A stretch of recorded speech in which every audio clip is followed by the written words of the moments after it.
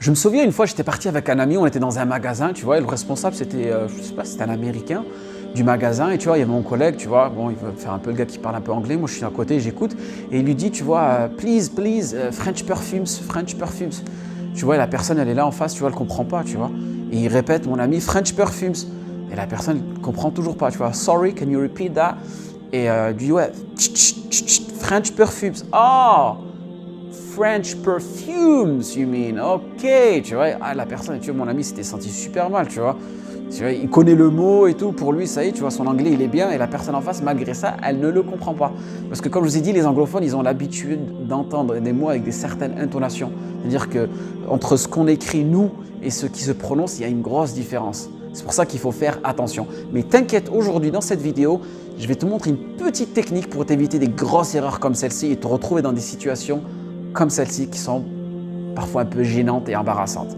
Donc, on se dit de l'autre côté de la vidéo, mais avant tout, n'oublie pas de t'abonner à la chaîne et partager le contenu, des commentaires, et aussi n'hésite pas à télécharger ton PDF gratuit qui te montre plein de petites techniques, plein de petites astuces, comment apprendre l'anglais seul et rapidement, d'accord? Allez, on se dit de l'autre côté.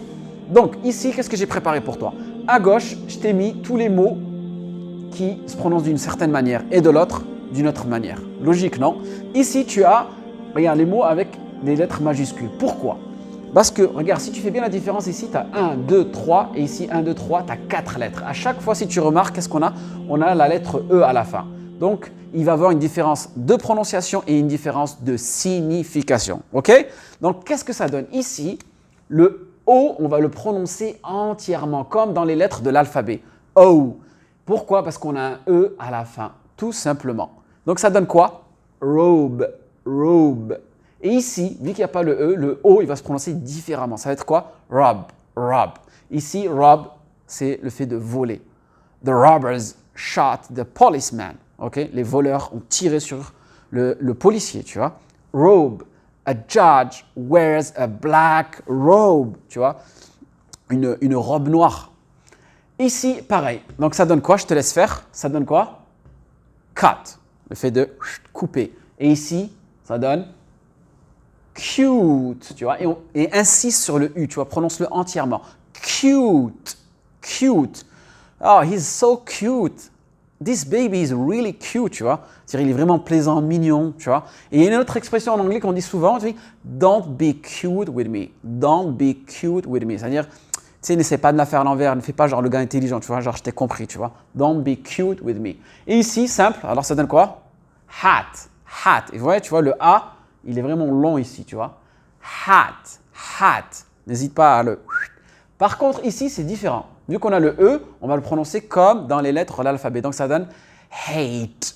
I hate you. Je te déteste, tu vois. Je plaisante. Ça, c'est juste un exercice. C'est un cours, hein. Je déteste personne. Donc, I hate you. Donc, track. Ici, on a le E, on a le A. Donc, on la prononce entièrement. Ici, bit.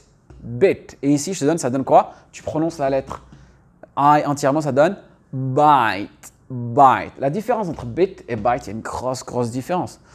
Par exemple, tu dis, ouais, donne-moi un peu de pain. Give me a bit of bread. Give me a bit of bread. Tu vois? Par contre, le fait de mordre, là, ça va être différent. Pourquoi?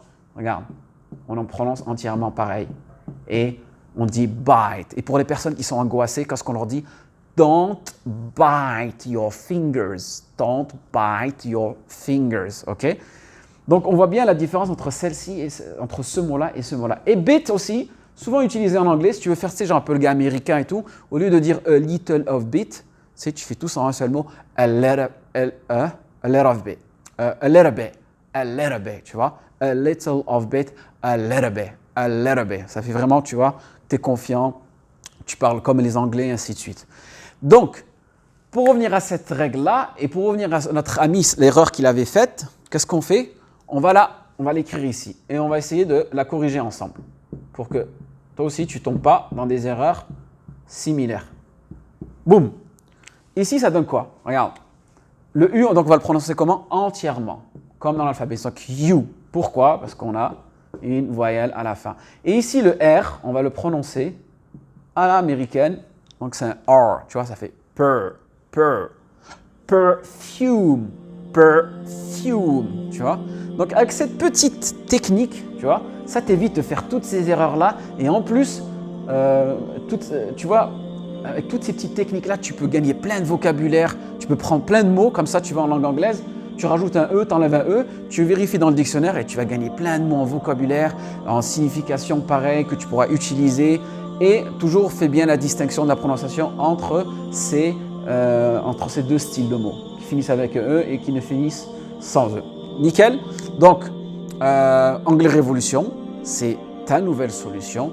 And I see you for another course. Take care and stay in touch. Bye bye. Thanks a lot.